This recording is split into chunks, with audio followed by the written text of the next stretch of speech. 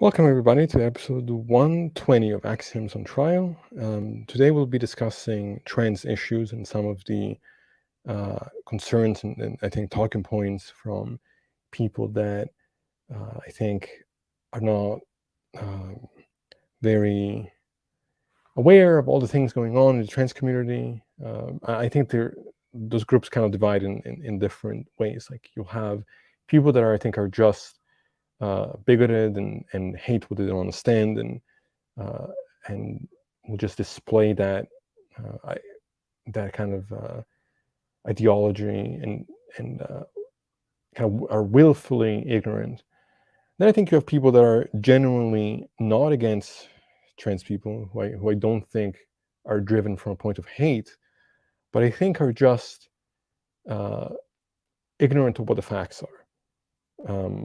And what I'm hoping for is that, and this is going to be one of a number of episodes that I do on this topic, but what I'm hoping is that in talking about these issues, it will, one, function as a way to answer some of these talking points and hopefully educate those people that may have these concerns but are not inherently bigoted. And for this episode, I'm having my friend Asher, who is a medical student and I think has a lot of information that would be helpful for us. So I'm going to bring him on.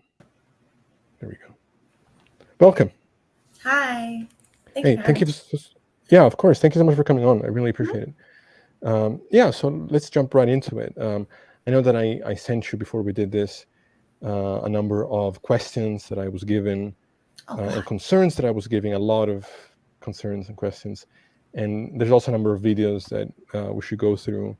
But is there anything that, off the top, of your head, do you want to address first, as far as some of the concerns that were brought to you?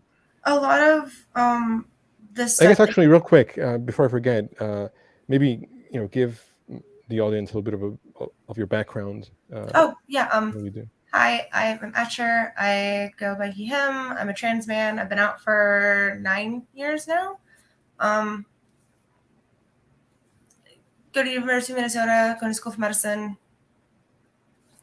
Met Sis on TikTok, just kind of live my life as a regular human being. Yeah. And okay, yeah. So yeah, just jump right into it. So the topics that you brought to me from this woman, I don't know her name, there were a lot. I mean, like a lot. And I'm reading this going, okay, you got to stop jumping around. There's a lot you want to talk about. You talk about trans sports, to how transitioning happens, to how kids are being indoctrinated or not indoctrinated, forced into it by their peers or their friends, or how this woman's belief. It's a lot of I believe. A lot of I know this person told me this and blah blah. It's not a lot of like education. And she sends you some articles, and I'm reading them, but a lot of them are like Newsmax is not a credible source. BBC, like the article I read from there, the one that she sent me, was actually written by an author who is biased. And then there's like the surgical one you sent me, also by a more conservative website, also very biased. None of these are actual credible sources that I could use in any of my papers that I write and give to school. I couldn't. And so I'm reading them going, okay, why? You've been misinformed, clearly. And I'm happy that at least she's doing research and she did it, just didn't use the right sources to get the answer that she needed. I think this is the problem, right? We live in a world where you can find just about anything to justify any idea, right? Like, so obviously, we view those sources to be not the right kind of sources because they seem to be, to me, to be driven by opinions that are already formed before what the actual evidence points to. And then they will say, well, because I've been met with this before, like I've given people scientific evidence and they'll say things like, oh, well, that's just your liberal sources. Or made up science. What is it? They do like social science. What do they always say? You see it on TikTok sometimes. they'll accuse me of being like woke or using woke sources or things of the nature. And it's like, well, this isn't coming like the data that it's in these sources is not. It's just pure scientific data. It's not taken out of context. It's not, being put to follow a certain kind of specific narrative. No. So This I is think, a non-biased data that was created and studied by hundreds of professionals, then also studied by hundreds more professionals and added to an article and given to us. right. It's hard to understand.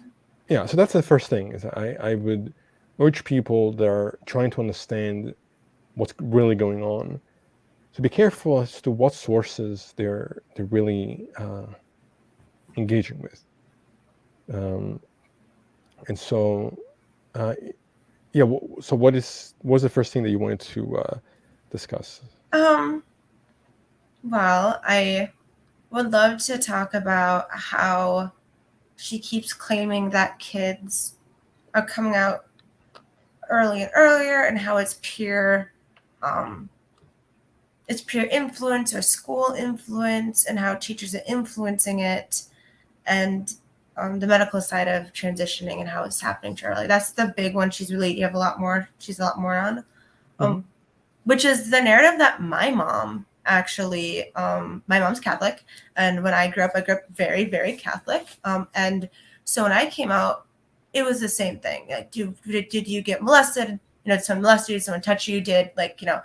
My mom thought my friend, actually my boyfriend at the time, Jordan, who was trans, like, did he do this to you? So she like ostracized me from him. But I was homeschooled and kind of in a sheltered-ish environment, not fully sheltered. Not really, but I was more open than most of the homeschool community. So I was kind of like, no, like what? So she believed these things, like, your peers are influencing you, or you were molested, or something had to traumatically happen to you to make you trans. And that's what I'm kind of reading, like what she's kind of talked about too in here.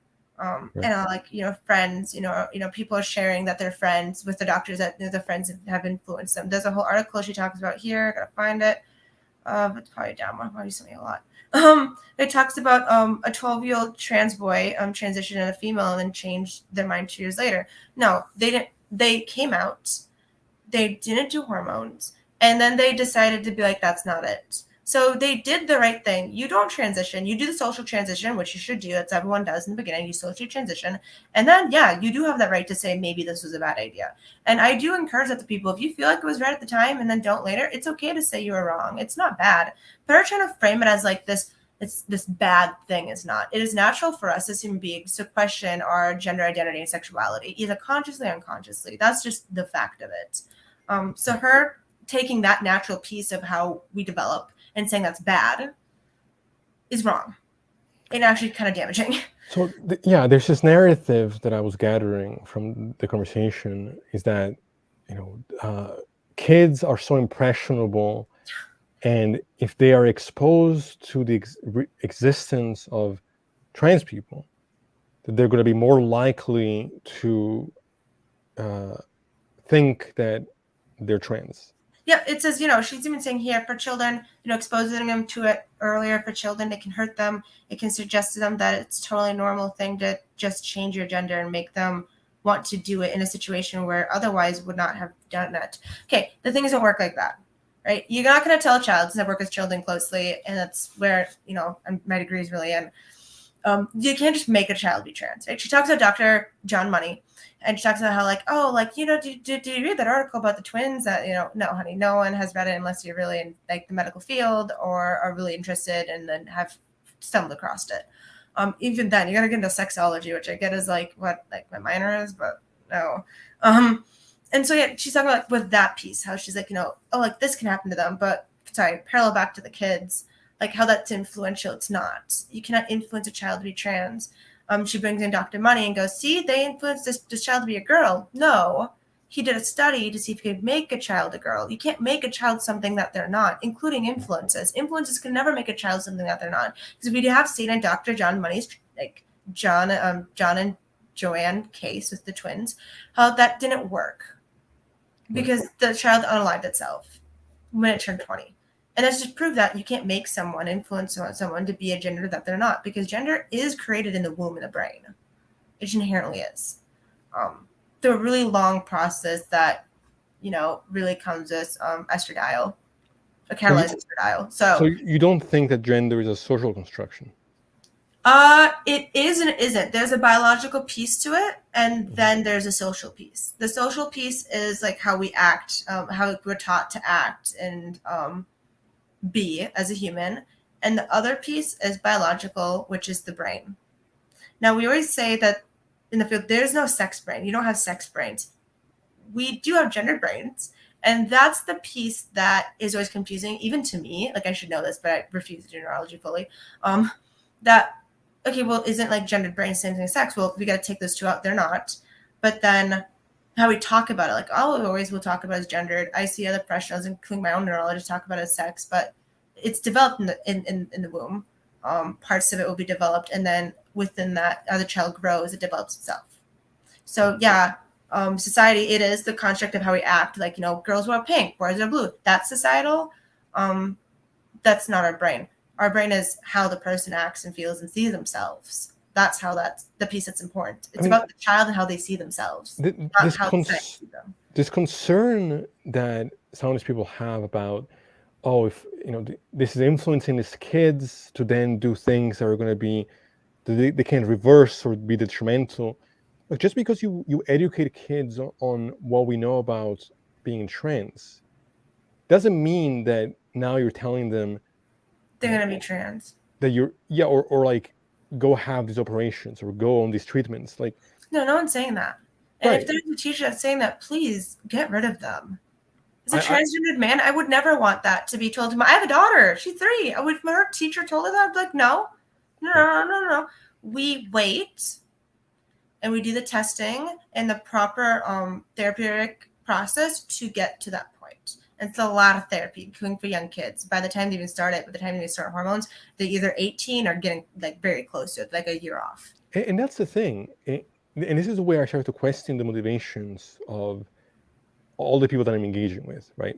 Because it's one thing to say, I'm concerned about the potential risks of treating people too early or them making mistakes that they regret. Like, okay, there's always risks, and those concerns can be understandable. Yep. But nobody's claiming that we should be giving hormone treatments to 5-year-old. No, we shouldn't be. And that would be not, when I'm in the developmental stage at that point to even start hormone treatment. So why would you give a child with a body that hasn't hit puberty yet hormones or hormone blockers when you're not even creating them at large amounts of them at that time? Right. That would actually that yes would harm a child. Yeah, it should be an ongoing discussion, potential therapies, discussing with your doctor, figuring out, making a educated decision over time. And the thing is that if on a social level and a cultural level, people were being taught that it's okay to be trans if you are trans, that it's okay to be... That won't make you trans if you teach that. But this woman is saying it is.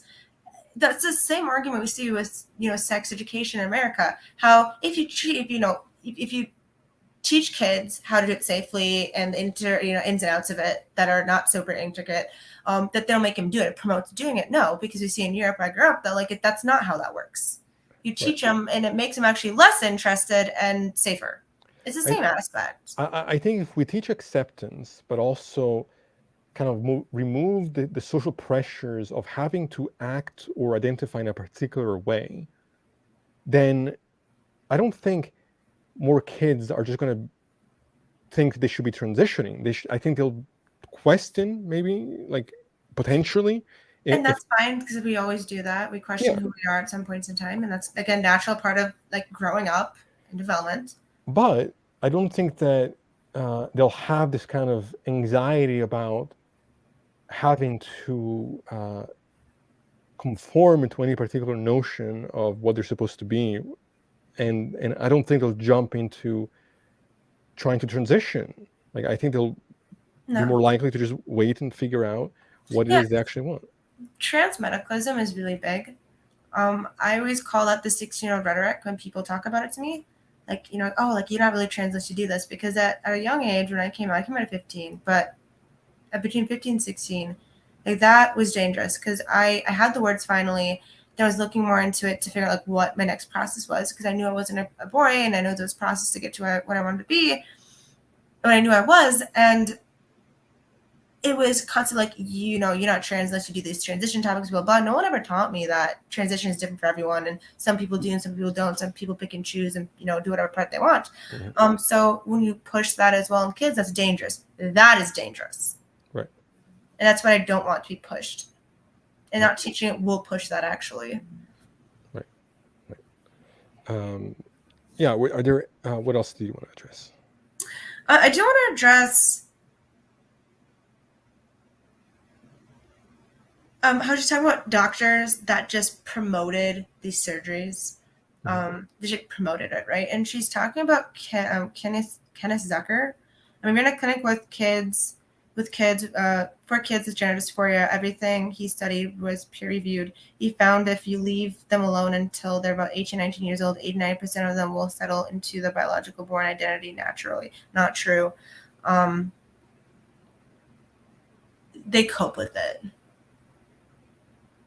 Yes, there are kids that, can be influenced. That is a thing by the peers. It's like, oh, it's a fad, blah, blah, blah, when it's not. And let them question it, and then they're done. Again, natural part of the process. But that's not what we're talking about when it comes to actual trans youth, because a lot of those trans youth will try to unalive themselves. I'm the statistic of it, 102 times for me, and like, you do that. And I don't think that's why you can separate it, but like, okay, I'm a trans person. When I say that, that's probably where you could probably separate it from like the fad or like the whole like influential part that they call influential, and it's not, because every kid wants to be like someone else, right? I wanted to be like my friend Jordan, but I already knew I was like my friend Jordan. We knew we couldn't be the same, so we knew we were different trans people. And if a child first of all brought to the awareness of how dangerous it is to be trans in society, I think that would honestly staunch that. But I'm not going to try to like fix those pieces, because I can't, because everyone thinks and acts differently, and I can't dictate how a child thinks. The talking about trans women in sports, that was annoying, because she only talked about trans women. She never talked about trans men. Always trans women. I was like thinking here, why are you talking about trans women only, not trans men? I play in a male's rugby. I play in a men's rugby team. I do just fine. I did, I play in a men's soccer team for my college. I'm fine. Like, there was this narrative that trans women are like stepping into women's spaces. And I see that. And it seems to me that, almost trying to put trans women and women in a context of conflict, when, from my understanding, historically, trans women have fought along the side of cis women for women's rights. Yeah. Well, and that's what happened in the women movement for America, when like their movement for voting and stuff. A lot of trans women were with them, but they don't remember that piece. There's always this one specific athlete that it's always thrown at me. I'm trying to find. I sent it to you. Thomas. Yeah, and they're like, "Oh, well, Leah Thomas did this," but okay, what about all the races that Leah Thomas didn't win? She only won twice. Right. She didn't even qualify for the Olympics. She didn't. And the woman who holds the title record right now is a biological female. So she didn't do shit. And that's the thing. It's like, why is it that when they win, right, they lost more than they won? Why is it when they win, they want to ignore all the context in which they lost, and now they want to say, oh, well, they won because they're trans. Well, okay, what about all the times they lost? If it really there was this clear advantage, well, then we would see trans women dominate in the sports. Well, we don't see that. We don't. No, we don't actually. When they mentioned the woman boxer who fractured someone's occipital lobe, so like their piece of the eye right here. This is easy, by the way, to break. It's not that hard. It's pretty easy. You just need a little bit more force, and then it can break. and you just need a blunt force and it can break, and it like that's one of the most breakable parts of your skull, right? And yeah, okay, great. It shattered her lobe. Women in like women boxing, actually that's like, if I remember correctly, that's like one of the most common injuries they get. So it wasn't that trans woman's fault, because the trans woman had surgery, was on hormones for 2 years, her bone density was less. It was not at 42%. I was at 4.2 or 4.3. It was 2.4%, which is very low for an average woman. And the muscle density was 3 times less as a woman's. Granted, they're professional athletes, so it's more above average for most like women that aren't in a professional sport as an athlete. So yeah, okay, great, that happened. But you want, again, look at that one thing that happened, right? Right. It's like, why? And that's the thing. It seems like they're kind of thinking about it like, a trans woman is just going into the opposite sport as a biological man with all the advantages of a biological man, physically speaking. It's like, God, no. It's like, no, they're going to treatments that change your bone density, that change their muscle mass, that change, shortens you, widens you. Yeah. all these things for years before they can, and up to 2 years. It's a year and a half to 2 years. Yeah, and not so much with, I think, with the person that I sent you these questions from, but other people I've talked to before. There's this complete dogmatism and unwillingness to look at the facts. It's like, because this other person that I talked to, who actually is, I think, transphobic, that I did a TikTok live with, they also brought up the Leah Thomas example. I said, well, okay, look at all the times where they didn't win. How do you explain that? Well, one time is too many. Like, oh, so you're pretending like the time she won is because they're trans, and ignoring the fact that the majority of the time she lost. So even when she was transitioning in the male dominated, and when she had to be in the men's swimming league, she still failed. She wasn't even good before she transitioned. Right. And I'm not sure if you're Julia Thomas, because that's like, we're just looking at your statistics. You won a few times as a man, which is fine, but you only won once as a woman, twice as a woman, maybe 3 times. Yes, but it's a handful of times, so a few. But you're gonna bitch about it. I mean, it's a biological advantage. Whether Michael Phelps would have a huge biological advantage, he shouldn't be swimming at all in the Olympics, should he? Well, that's the other thing, right? Kate Ledecky, big biological advantage, big difference between her and a regular female when it comes to swimming. They're the woman on team, and she should be swimming then, right? Right.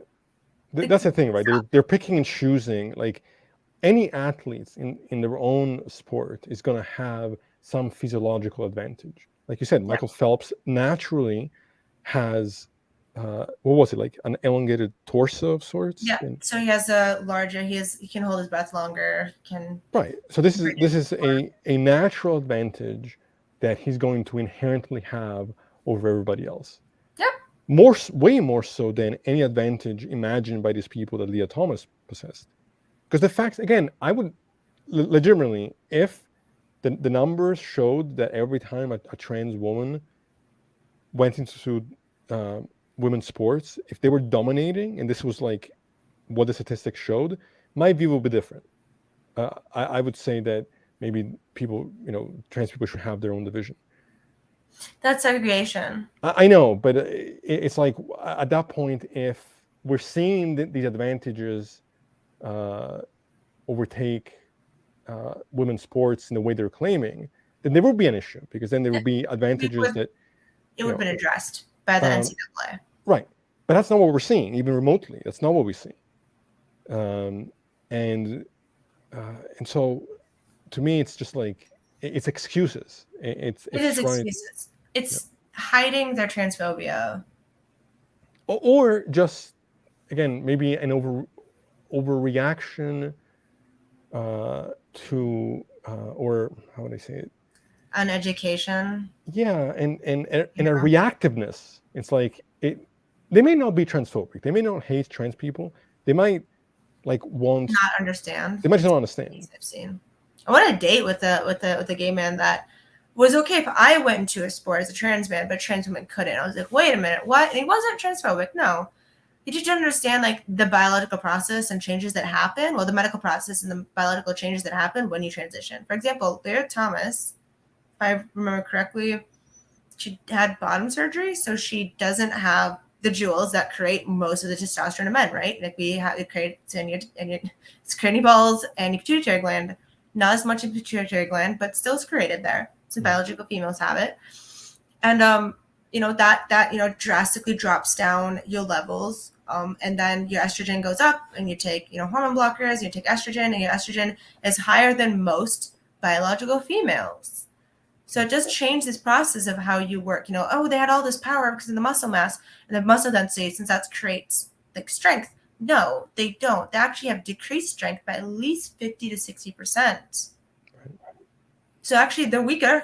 They're weaker than a cis female, this cis woman, which is, wow, what a shock, right? Like, who knew? But you didn't know. I mean, I knew, but like you didn't know that until you educate yourself. But even then, those people go, well, I want to believe it. Right. But some people do, like my uncle.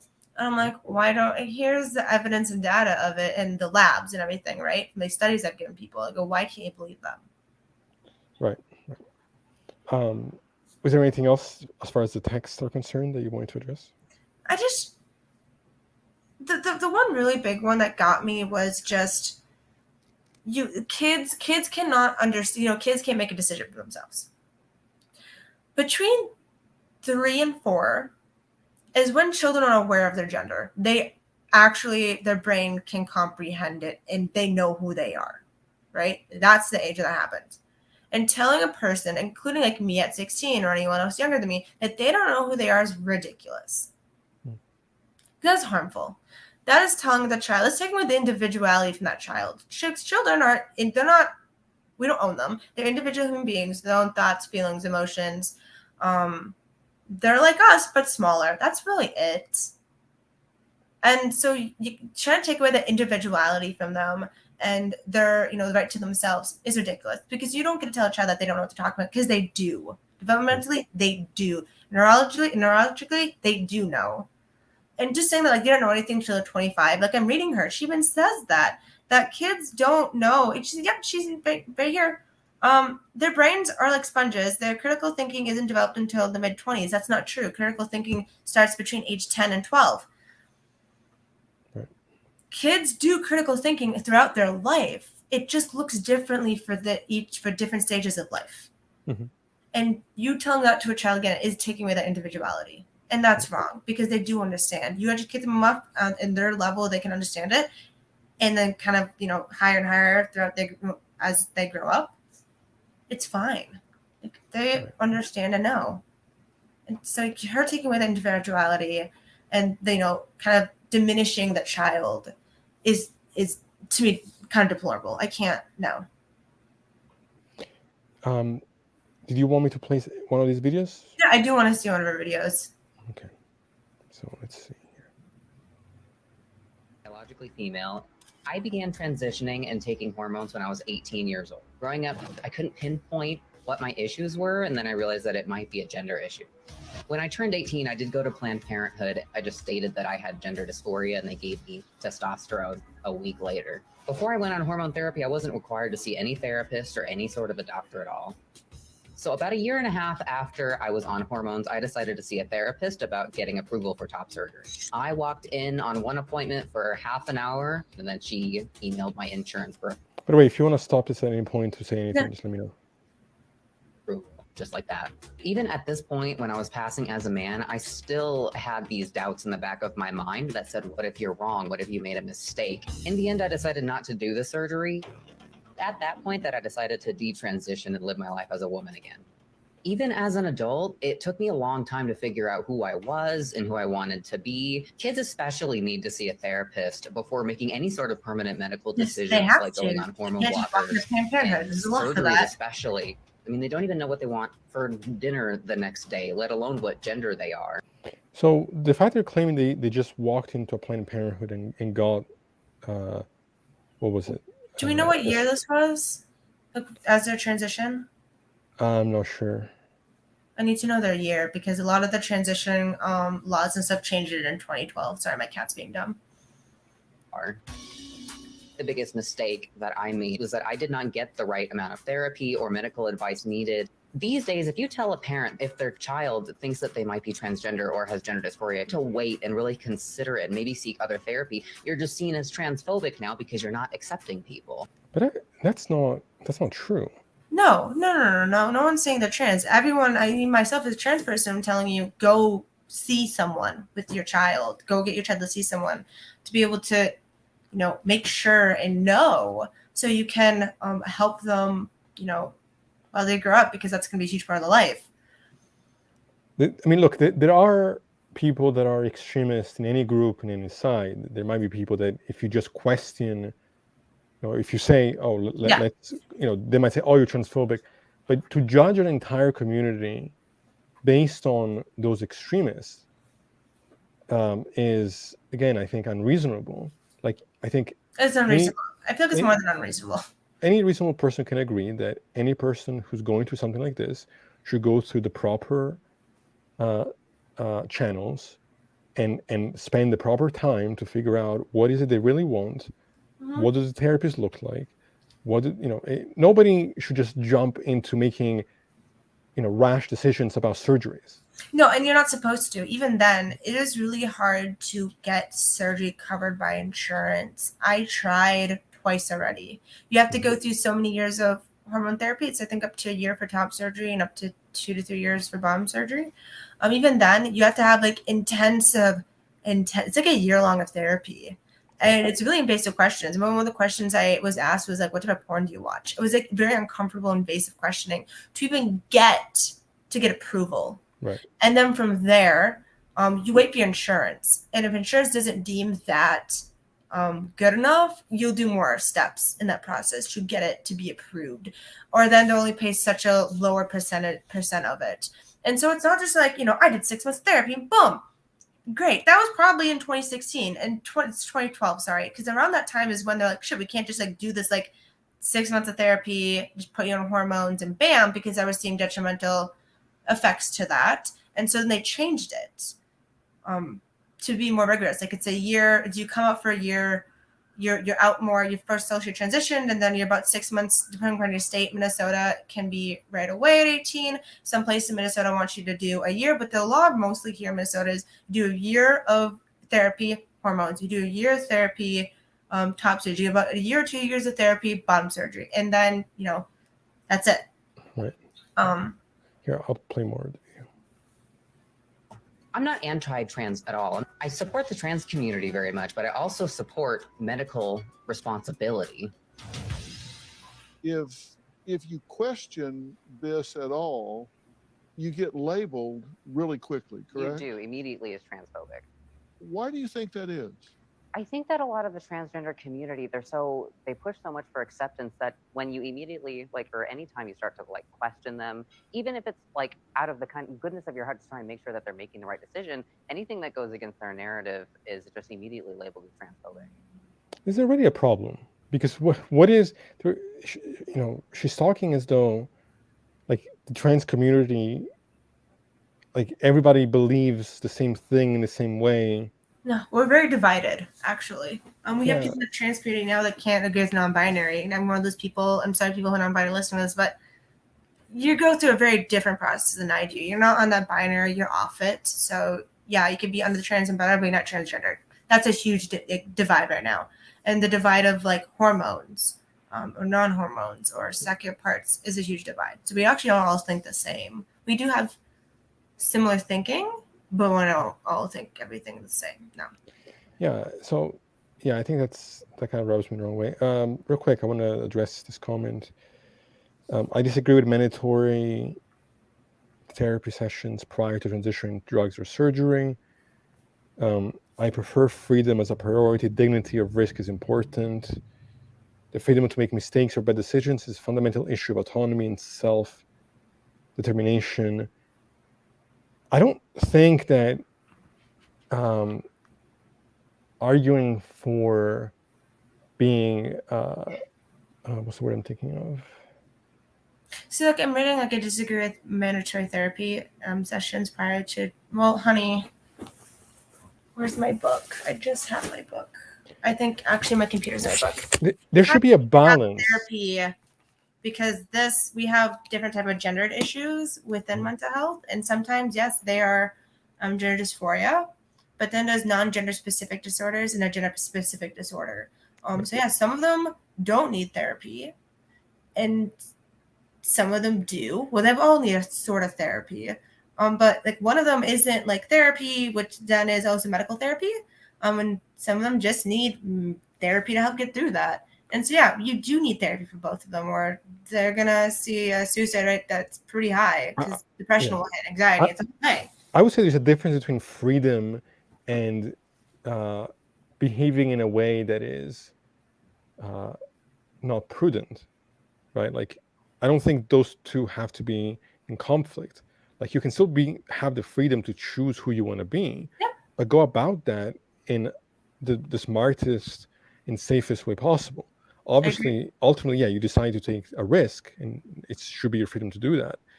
But I don't think that any decisions, there's always a balance between freedom and safety in any society.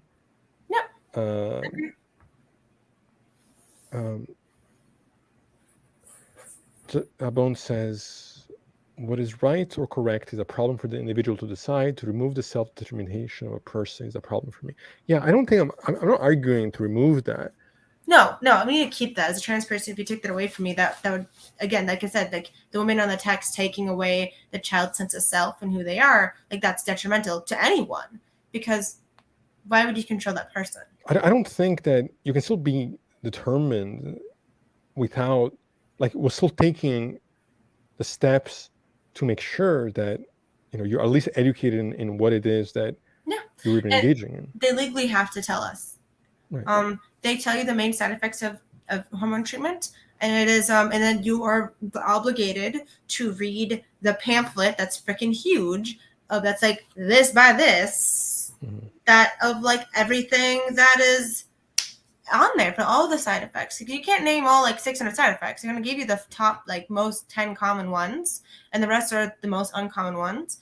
And yeah, like that's your choice to and need to now read everything else, but they will go through everything. I want to keep playing this.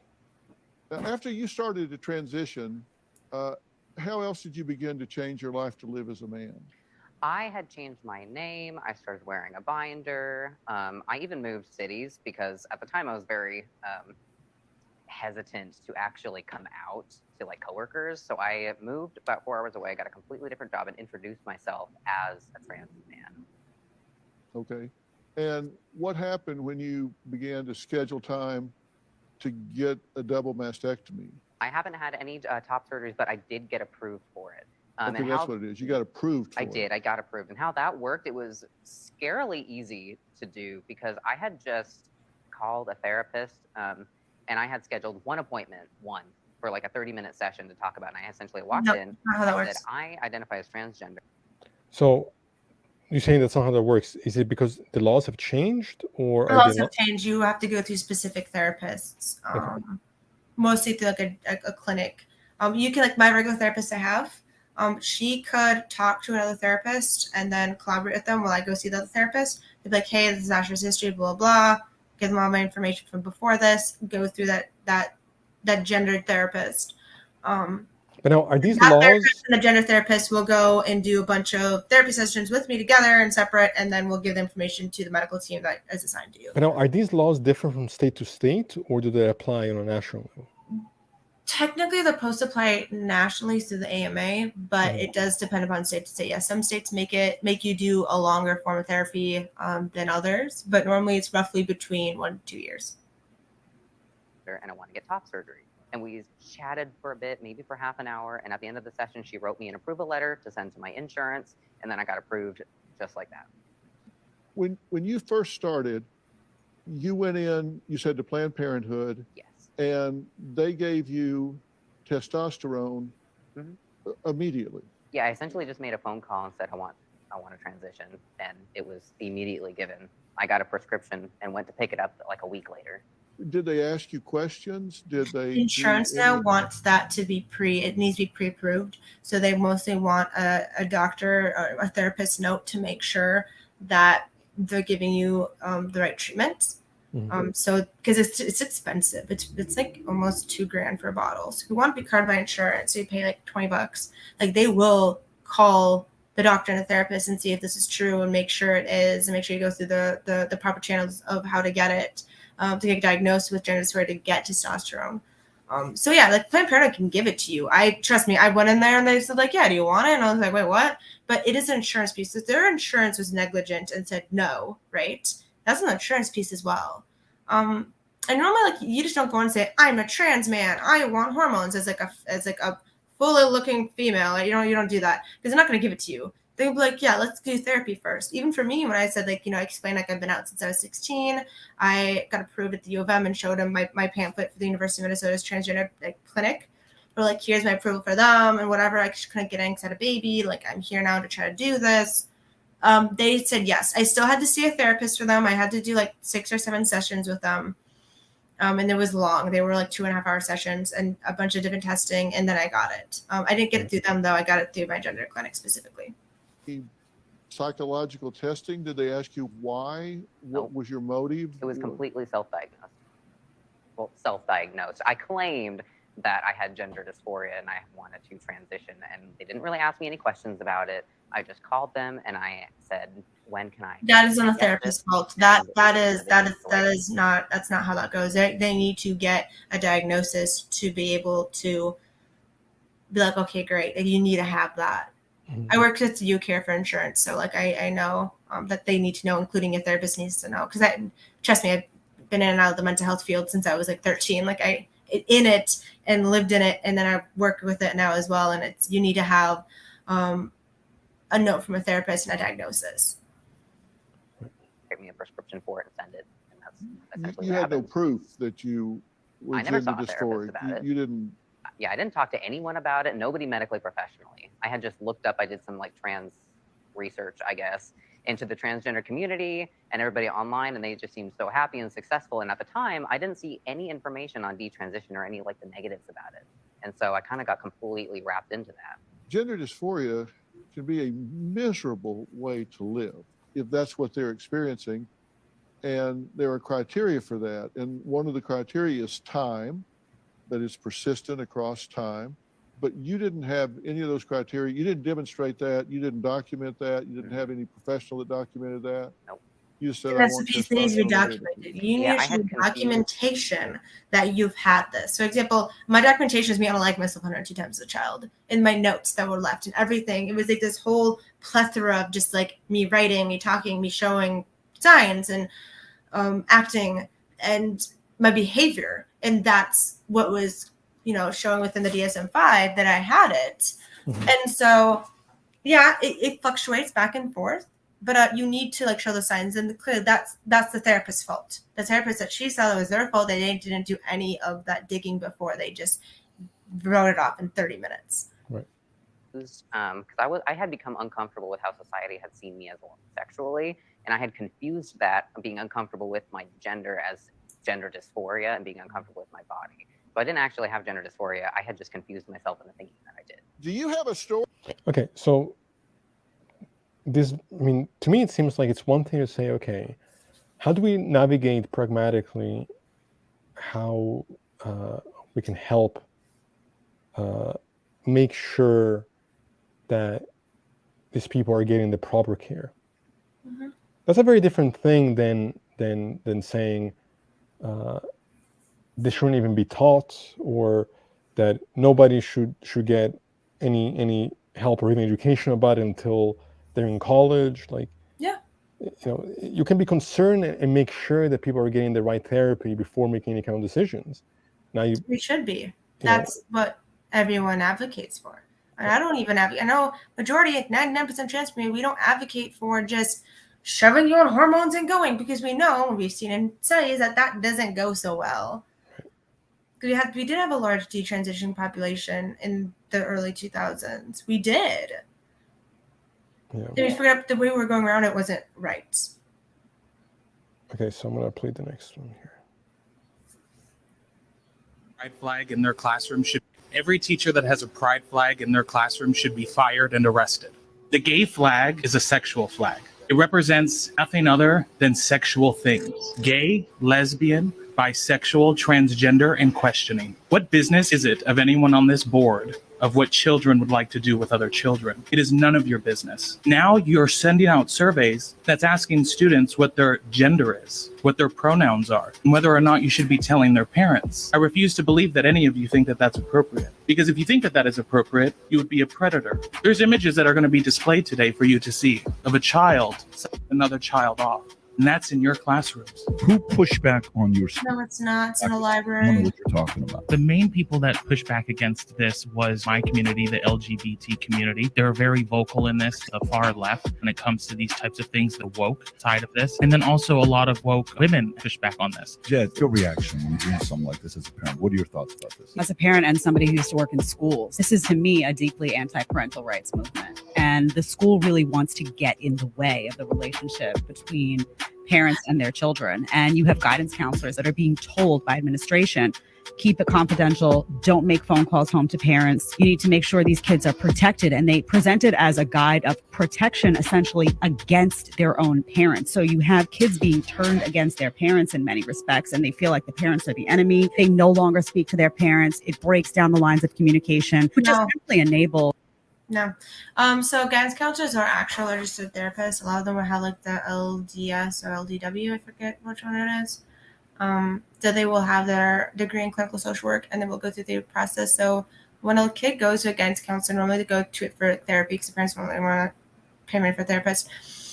They are legally obligated to tell the parents if the child's being homicidal, suicidal, or like if there's abuse at home or if there's abuse at school. Then they will be able to tell the parents that. That's it. When it comes to like, I feel this way, that's not the parents. No, that's them talking with their therapist at school to process things. They don't get to know that privilege. That is not actually privilege to them. That actually would go against. They do have a patient confidentiality act that I know they do because I used to work with one. They have to follow that. So if you don't like that, I'm sorry. Then pay for a therapist. Jeez, fuck. A couple of things, because that woman in specific is a complete fucking idiot. Oh, no, she's not the smartest. No one's trying to break down family barriers and make it like, I don't like my parents. No one's doing that. What she's doing is really hiding the fact that she's not a religious zealot who... Oh, yeah, I know she is. She's in the Mothers of America Act or whatever. Yeah, who just really what she wants is the right to indoctrinate her children to believe toxic both religious ideas and it's a religious rhetoric. I've seen her. And ideas about what a family should look like and gender roles and all that. She's a complete idiot. As far as the other guy. No, I hate him. He's part of the gay community. He's awful.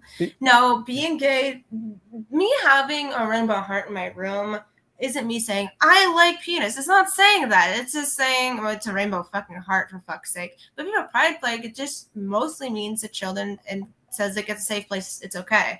No kid that I know of thinks about like, oh, look, rainbow flag sucks. Fuck, if I look at the black and white stripe flag, which is the heterosexual flag, and I go, look at that, do you think I'm going to automatically think heterosexual sex? No. I'm going to think you're straight. Great, you like women.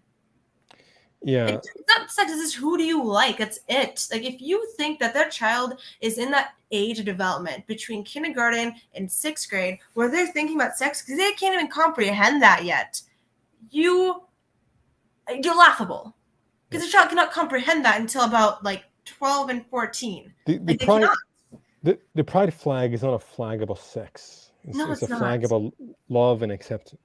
Yeah. So I don't know what is wrong with that guy, whatever self-hate. He's not gay. I'm gonna tell you that much. If they say he's gay, he's not. I'm not dumb. I have my 2 dads. I know. I don't know what he is, but I don't. No, he said he's gay. I know he is. He's a big advocate for the extreme right, and I think extreme is all right about like how they trying to go against this narrative, and he's paid for it.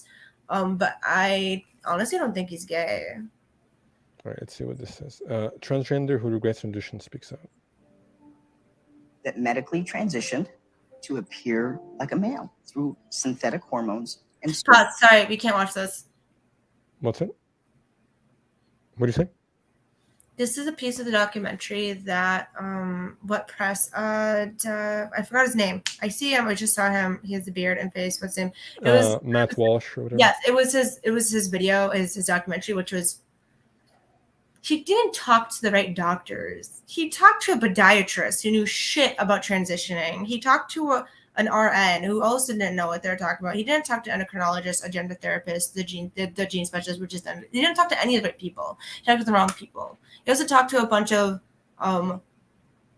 right-winged people who, yeah, great, you detransitioned, amazing, but who also he paid them to say shit, and they came out to say that they did. Oh, so this guy came out saying that he was paid to say this stuff? The majority of the people in there, yeah, said they did. I don't know if he did, especially. I watched this. It grosses me out because it's not true. Like, yeah, great, this man detransitioned. I feel bad for his story, but they're saying that like people detransition because they regret the decisions. The majority of it's the abuse from their family, then the coworkers, and the second big piece is they can't afford it. Right. Yeah, I mean that's the thing too, right? Like, I'm sure there are people that genuinely detransition because they realize they made a mistake, but how much of it is they detransitioning because of social pressures? There's so many. I fucked with, Cease, my ex-husband. I, in a sense, detransitioned for him, even though he knows trans when we got together. Right. And I didn't do that because I didn't think I was a man. I did that because I wanted him to love me and not leave me. Right. So you don't want me to keep playing this? No, I cannot, because I refuse to let you people watch this. I'm sorry. Okay. So let me. Matt Walsh is trash, and if you all think Daily Wire is great, then you need to get a reality check. Well, no, Matt Walsh is definitely trash. Oh, he's trash. The whole Daily Wire is trash. It's all right-wing propaganda. That's why I won't, like, it's a Candace Owens documentary. That was also trash. Right. So let me. Did I just close the wrong thing here? 1 second.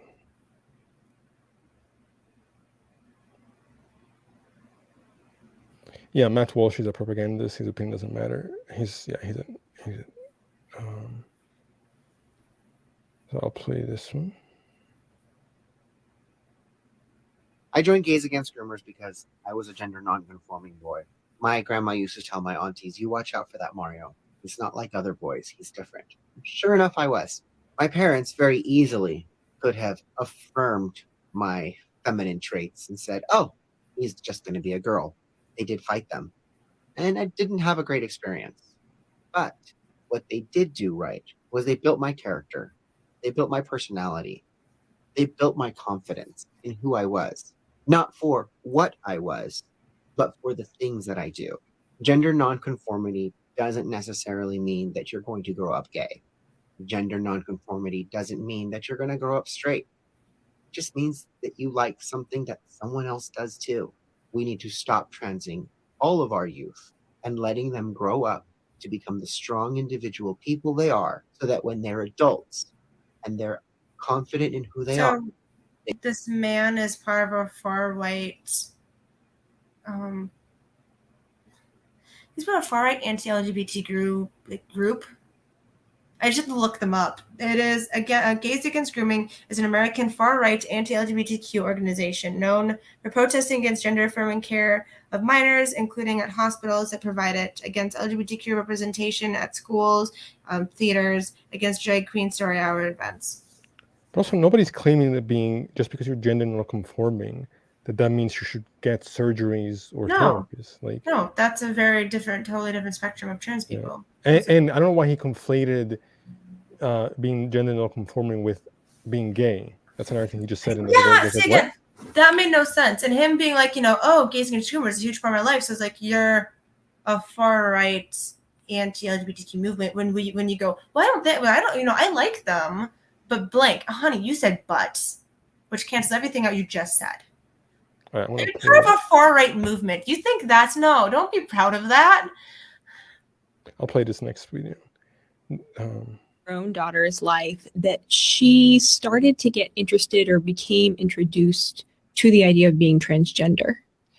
Well, it really started for my daughter in 7th grade when she went to her comprehensive sex ed class at her public school. And unbeknownst to me, a third party comes in and teaches these kids for 5 hours. So an hour each day. And 1 hour was dedicated to gender identity with the genderbread man and all of the kind of pictorials of you could have a female body and a male brain. And so the seed was planted after class.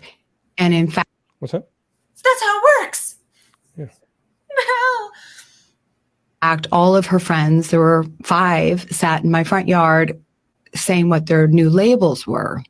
And none of them chose, the boring cis, which is a made up term in and of itself, No. but they all picked something on the alphabet because it's not cool to be, a boring white girl. That's how I took it. These fucking people just want to cry Yes. victimhood all day long. That's how I took it, honey. Yeah. Cisgendered, we use that in science. It means aligned with or against, and we have that in biochemistry and chemistry in general, in biology. It's like, wow, like, she's not educated. She sounds like my mom. Yeah. 8 years ago. And I was, alarmed by the language that they were using, including pansexual, which is not, a term that 11-year-olds should know. Wait, says who? Like, First of all, they're not teaching that. They'll teach you that kid in 9th grade. Your kid found that out somehow. Yeah. They Fast did teach forward. you genderbread man, and they did teach you that it's okay to be whatever you want to be. It did. That's all it taught your kid. It kind But, of scientific portions of this. I'm sorry, and she's just now saying her feelings. but again, saying that it's okay to be these things is not the same thing as being like, okay, here's a surgery a day later. Like, yeah, you can be taught that it's okay to be those things without all of a sudden now thinking that you're any of those things. And if you're questioning, that's not a problem, as long as you're going to the proper channels and the proper therapies and the proper steps forward to make sure that you're doing whatever you're doing safely. A year later, my daughter moved from, one label, which, she started with pansexual, which is a nonsense label when you're 11 because you're not sexual at all. And so Yeah, we surprised. That's they're hitting puberty, honey. They're all horny as shit. I'm just gonna say that. Yeah, that's also, yeah, that's definitely not true. So then she moved from that, she moved to lesbian, then she, over the pandemic, landed on trans. And, but over the pandemic, First of all, being lesbian or gay or pansexual has nothing to do with being trans. These Yeah, are then how different did she get to concepts. trans if she wasn't in school with her friends and being influenced by them? These are entirely different things. when we really learned it because her public school changed her name to a male name and used male pronouns, without, of course, involving us. That's none of your business. You get nothing to do with that. It- You do not yeah. get to dictate your child and what they are and who they are. That is that's treating them like an object, and they're not objects to human beings' brains functions, the brain functions at work, and feelings. Like, shut up. See, the people like this think they're entitled again, and what they think they're entitled to is to brainwash their children to believe in religious bullshit, and that's No, why yeah, I they're agree bitter. with this. My mom thought this. My mom thought this too until recently. This school never met my daughter because it was the pandemic and she never stood, in their doors or in a classroom. Mhm. And so we pulled her from that school because I thought, what an overreach. We, of course, quickly engaged a psychologist. She quickly told us that we needed to call her by the male name and male pronoun or she would commit suicide. And she believes in the transgender child and says things as moronic as when a child is unbuttoning their onesie to turn it into like a dress, that is gender communicating. If a little girl rips barrettes out of her hair, she is gender communicating. That's not what they're So saying. in my mind, What's that? That's just conflated. That's not what they're saying. What are they saying? She's taking up a say, but they're talking about how kids do things and it could be seen as, but it could be a sign. She's talking about how there could be signs, and she's complaining as they are. She's lying to you.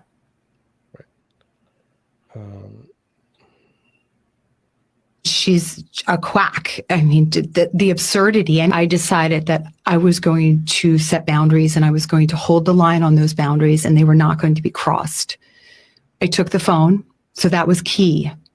And a lot of parents will say they can't do that. You can and you must if you want to get your child out of this, and your child will hate you, and you have to be strong enough. Your love for your child has to be strong enough to take their vitriol. And it's very, very hard. Yeah, this is on love. But you still have to do it, because now there's not a day that doesn't go by that my daughter doesn't say that she loves me. Mm-hmm. So you can take the hate because you know what the end is going to be. She never said that her daughter hated her. Any of that time during that process, she never said that. She's victimizing herself. My child doesn't love me. No, your child loves you. No, Yeah. your phone. My phone. I didn't have a phone. I Yeah. didn't, and I still came out. Right. Like, what the hell's wrong with this woman? There are these type of parents think that they have ownership over their children, that it is on that they get to decide what these children do, what they believe, how they should live. It's like it's one thing to provide guidance; it's another thing to control. They're very different things. So I'll keep playing. Hopefully. And even if my daughter didn't come back to have a relationship with me, which I knew she would, but even if she didn't, I saved her from being a lifelong medical patient. So I would do it again. A mom testifying is called a terrorist. We testified we spoke at a school board meeting, and the vitriol after that was, and we're all Democrats, by the way. We're all Democrats up at the microphone, getting told that we're right-wing bigots, homophobes. We can bring a lesbian up at the microphone and they will still call us that.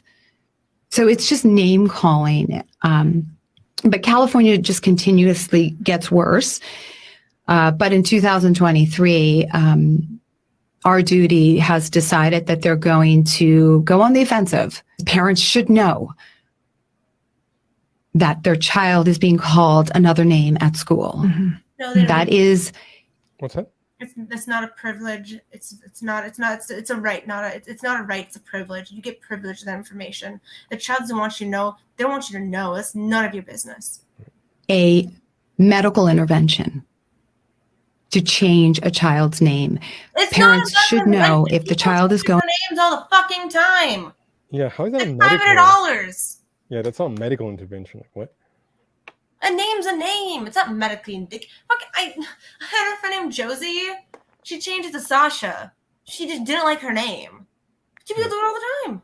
Going to school and going into a trans closet and changing their clothes at school. Mhm. And that happens in California. California has just I did that. funded 10,000 new school counselors, 10,000. And that sounds like a good thing. Like in my former life, I would have been like, that's great because mental health is such a problem for our kids. But I know that She's those not doing that 10,000 in new my- school counselors are 10,000 new indoctrinators. Mm. They are. What the fuck is wrong with you? Well, You are batshit crazy, honey. I'm I sorry. I guarantee that she's a fundamentalist Christian of some sort. And I'm a Democrat. Yeah, right. Do not lie to me. Okay, there's 4 more videos, and then we can end it. Share screen. But do we know she doesn't talk about like what happened when she took her dad's phone away? What happened? Like she doesn't even talk about how her child's doing now. She doesn't.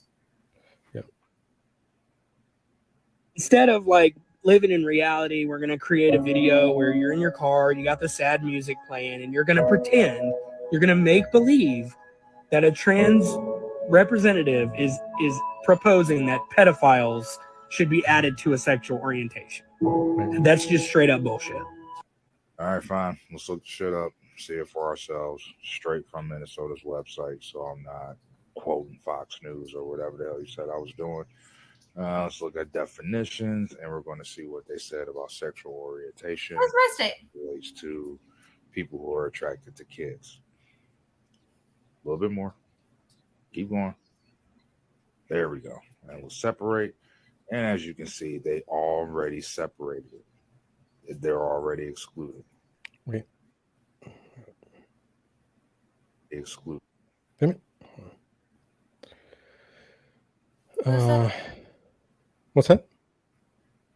It says sexual orientation means having or being perceived as having an emotional, physical, or sexual attachment to another person without regard to the sex of that person. Yeah, but it does not mean. So yeah, it's funny. You got to read the bill. I remember this whole debacle. It was dumb. Okay, what is this referring to? Someone was like, didn't read the bill and said, "Oh my God, they put sexual orientation in there. They're gonna like make it like like sexual orientation, like like pedophilia could be okay, and that's not orientation." It always said it in there. It says it here. It was actually bolded in there before. It says it here. Sexual orientation does not include a physical. No one reads that. Sexual orientation does not include a physical or sexual attachment to children and adults. What is he saying? They're already excluded. Now, let's look at what the new bill proposes. Okay. HF 1655, written by Fink. More people added on to it. In Minnesota, we have see the the revisions that they made cases for pedophiles here. to what I already showed you. Let's go down a little bit So more. you're saying the original bill made a distinction. And what do you know? They actually crossed all of that shit out.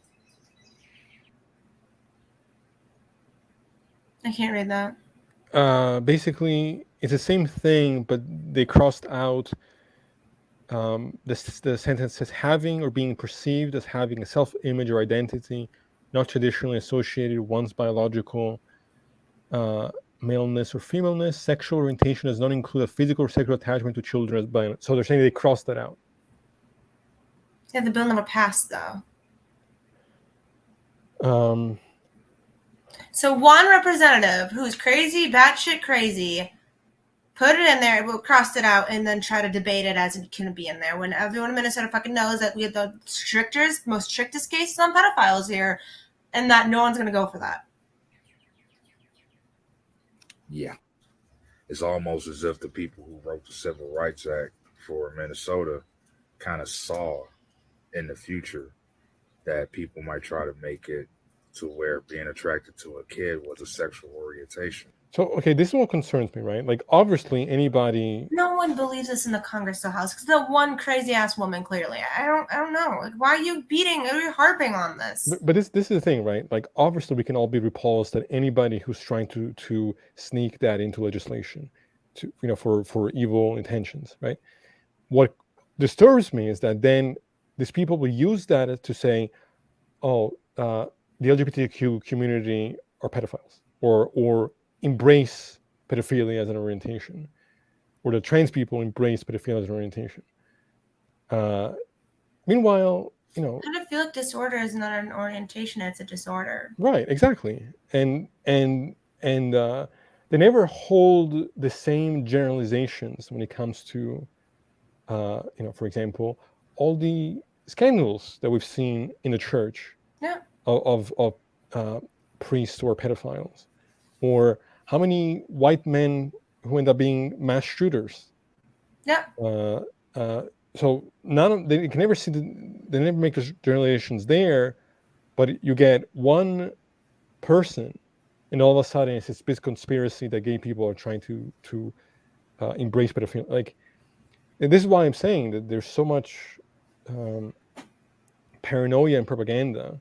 Yep. That's harmful to me. Yeah. Or anyone in the community. Yeah. Because of like the minute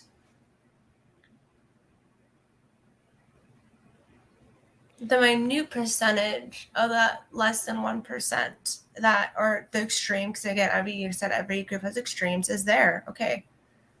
Stop. Just stop. Like, really stop. Stop and think of what you're doing. Right. Okay, I got 4 more. You good to go with 4 more? Yes, I am 100%. I am here. Okay, let's see what this is. Oh, this is just a. It's going way too fast. I don't know. Whatever. Yeah. Go back in the beginning. Yeah, it's just a slideshow. So, she'll be a good influence. Oh, great. You're responsible for his behavior now. That's true. You are responsible for your behavior. She gave the baby more time. I don't know what I'm looking at. We asked 10 men why they cheated on their wives.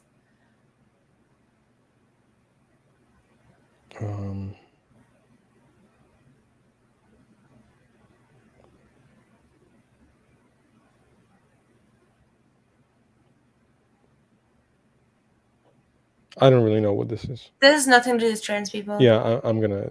I think I'm. Maybe I don't know what that was. Let me just go. I don't know what that was. Okay, I'll play this one.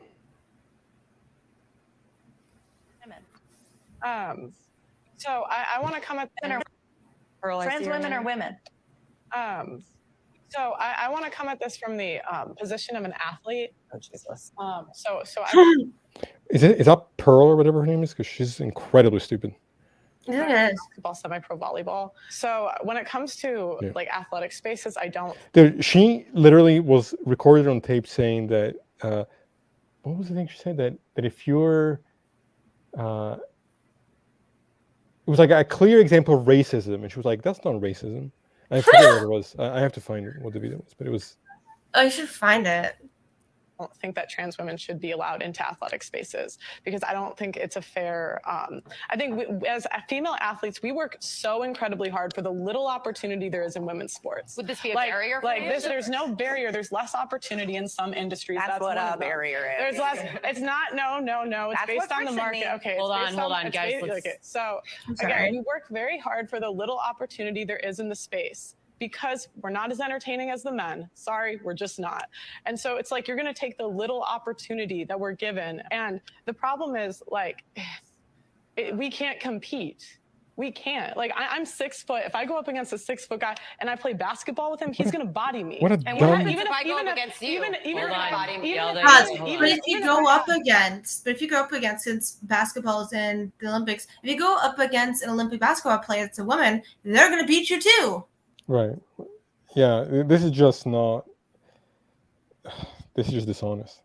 Years more of training. And so it's like you're taking away the little opportunity that we're given and we all work so hard for. And you're just giving it back to biological guys. It's like this will be the end of women's sports.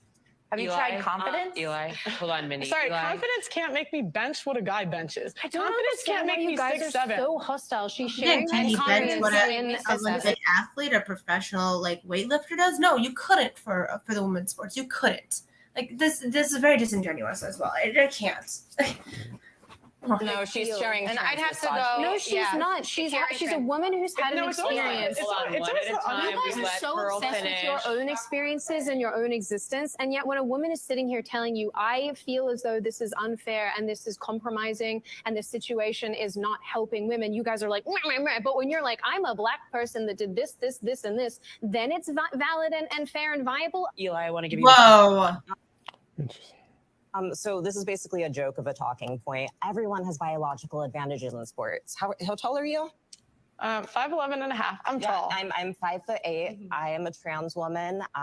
You would crush me. You would absolutely crush bone density, wrist strength, muscle density. You can't switch those. Yes, you can. Yeah, she's just lying. But also, Eli, you would never play at the level that Pearl plays because you would never get there. So let me give you a few more examples. These people don't know what they're talking about. She never does. So Michael Phelps produced more lactic acid in his body, which caused him to swim better than any of his competitors. This was widely celebrated, and nobody contested it. Now, this is a performance-enhancing hormone.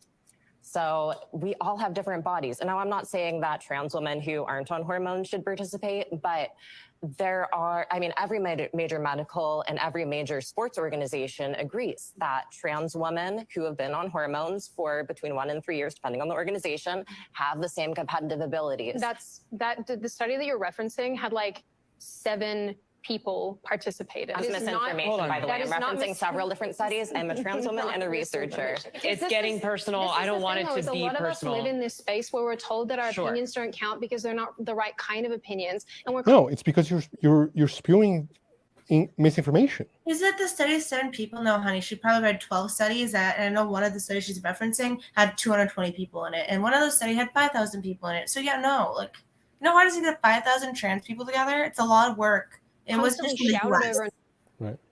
talked over, regardless of what we look like, because there's one group in society that basically takes precedence, and it's frustrating. So yeah, of course, it's frustrating because when we try to talk about it, we get shouted down, we get told to be quiet, we get spoken down too as well. So Okay, I there's think- hostility there for plenty of women. Let's try to make this an opportunity to speak. You're with literally a each white other woman then. from Australia. You live in a bubble and you're pissed that voices that have been silenced forever finally can be heard. That's why they have. Yeah, this is crazy. I'm going to agree with that statement, though, the last statement. Yeah. You do or you don't? I'm going to agree with the woman's last statement. Yeah, you're angry that another voice is being heard. Yeah, there's, this victim. Look, it's just exhausting. This victimhood mentality. You're not being silenced because you're a woman. We are responding to misinformation that you're spewing because you're uneducated and aren't willing to actually look at the research and are being disingenuous. Yeah. And this is the same thing that happened when I went on the live. That this woman was accusing me of being sexist for calling out her transphobia. It's like, I'm not saying that you're wrong because you're a woman. I'm saying you're wrong because you're wrong about the facts. It's You're just wrong and abroad, but okay. Yeah. Okay, two more.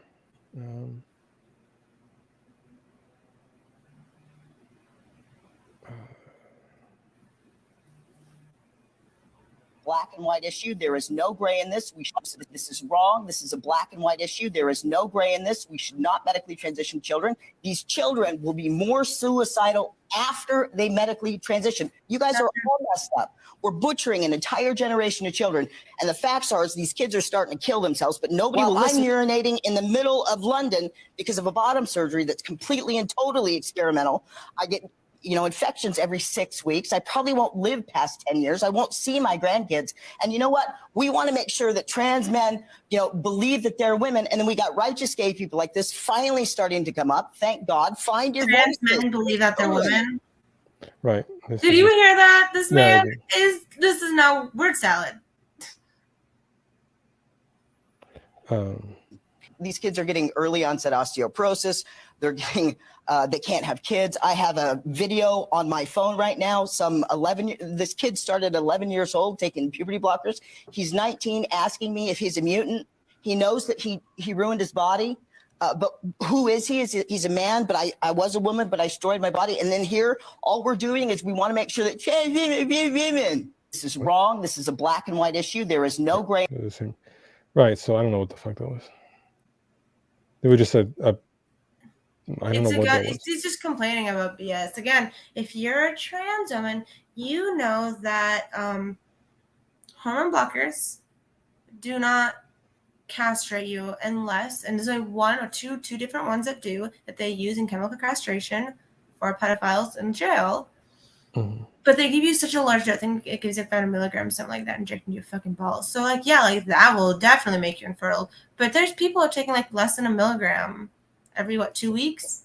And what is he complaining as far as he's saying that he had this operation that he won't live? He had an operation. He had a vaginoplasty, and it was weird. He started with vaginoplasty, which is not, it is not experimental at all. I think we started having them in the 1800s. We had phalloplasties and the Civil War time. So these are not new operations. They haven't done a lot of research like they do a lot of other operations to be more successful for organs. So in a sense, it just rejected the organ it was created for ejection to be less.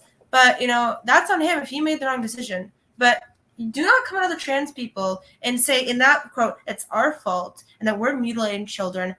I'm not. None of us are trying to promote that. Yeah, great. Is that less than 1% that do in the community? And none of us want that. We want you out of the community then, or not associated with us, because that's not what we want. Stop it.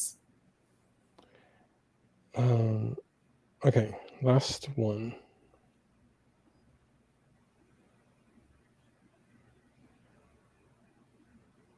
I dare you to try and stop me from going into a women's bathroom. It will be the last mistake you ever make. I dare you to try and... Okay, I don't know. Yeah, all right, this is just weird. the bathroom thing is another thing that I don't understand, right? Like, if somebody is an actual predator, you think that, and they're willing to break the law and risk going to prison for raping somebody, you think they're going to care about there being a sign that says women only? No, they won't care to even grow out their hair long or even put on a fucking wig. That too much work. When they want to do that, that is too much work. And they will just do it. They won't put on a dress, a heels. They won't even try. They'll just do it. Right. I'll play something real quick. Just, no one's put themselves through fucking pain to do it. No one will. It's dumb. You just do it. Let me see if this is.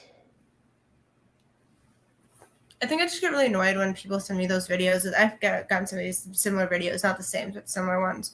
It gets really annoying to me because it's like, that's what trans people do. Like that person in the video, like, you cannot, you can't force me to not use the bathroom. Like, try me. Like, oh my God, they're a pedophile. No, they're not. They're angry that they can't use their bathroom that they, with the gender that they identify with. So, no, they're not a pedophile. They're just pissed that you're trying to take away them using a bathroom. This stalls, for fuck's sake. Right. 1 second here.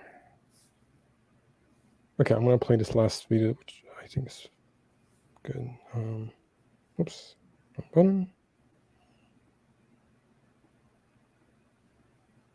Well, anyway, I think I love SNL. I love this. I saw this skit. It was so good. I'm sorry. No, you're good. Yeah, I But think he's right, though. Everything he says is true. You just do it. Yeah. Well, we're past the hour mark. I think I'll probably end it here. I'm glad that you came on finally. I appreciate you taking some time to go over some of these things, and I would definitely love to have you back sometime in the near future. I'm trying to get a panel of trans creators to come on and address some of these things. I would love to be in a panel more. Yeah, I absolutely. would also, that woman that sent us all the information, I would love to also have her on here. I can do it whenever. Like, if it's like I have it today right now at this time, I'll stop whatever I'm doing and come. Sure. I can do it. Yeah, I'll definitely try to set that up. And I'm concerned with the rhetoric that trans women are trying to invade women's spaces. I think that is a really false narrative. It is.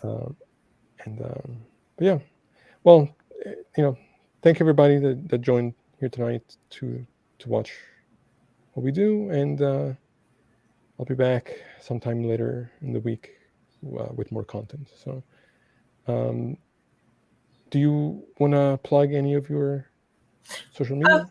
Yeah, I am on TikTok. I'm Secretly Meet Sarah, and then the German Trans by Ash. Or I'm a birth parent, so I also have the trans birth parent. That's it. That's me. Okay, great. All right, thanks everybody. I will see you all next time.